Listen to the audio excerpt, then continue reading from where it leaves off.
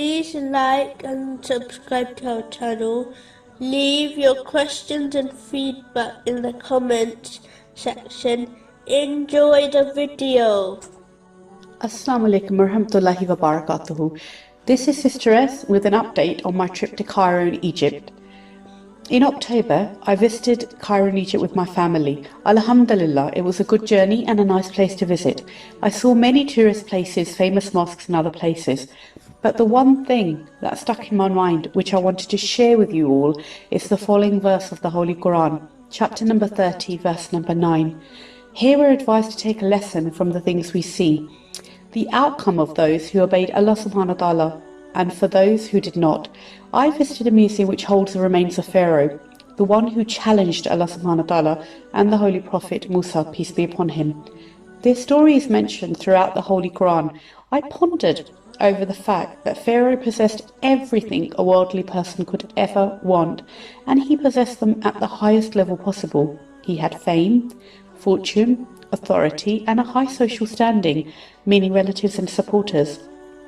These are things that make up the material world, but as he challenged Allah subhanahu wa ta'ala, none of these things benefited him in his moment of need. This was when the waves came crashing down on him and his army. Chapter number 10, verse number 90. All things he was proud of turned to dust in his hour of need, and after he was gone, his kingdom, which was unimaginably big, faded away. If you look now towards Egypt, there is no sign left of his kingdom. He gave his life to the material world and reached his end empty-handed. And he will be raised on Judgment Day empty-handed. Then I reflected on those who didn't have much worldly things, like the Holy Prophet Ibrahim, peace be upon him.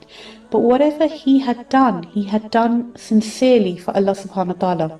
He didn't build a big empire like Pharaoh. Instead, he built a small, not architectural great structure in the barren desert of Mecca over 4,500 years ago. And look, to this day, it is greatly honoured. Not only are his efforts enduring, but even the simple stone he stood on has become an object of respect. In fact, one cannot even complete Umrah or Hajj without praying behind it. Chapter number 2, verse 125. Not only is his mark left in society, but even his name has been kept alive by Allah subhanahu wa ta'ala. This is the promise which is found in the Holy Quran. Chapter number 2, verse 152. Not only did the Holy Prophet Ibrahim, peace be upon him, leave a great spiritual kingdom behind for others to love, but he also took great deeds with him to the next world. I pondered over these two examples during my visit to Egypt, and it reminded me that we all have a choice, an opportunity. Whose footsteps will we follow? The one who excessively pursued the material world and neglected his duties and ended up empty-handed in the hereafter? And what did they leave behind when they passed away? They will still be held accountable for it. Or the footsteps of the people who fulfilled their duties towards Allah subhanahu wa ta'ala, and the people who worked in the material world without excess and gave priority to the hereafter.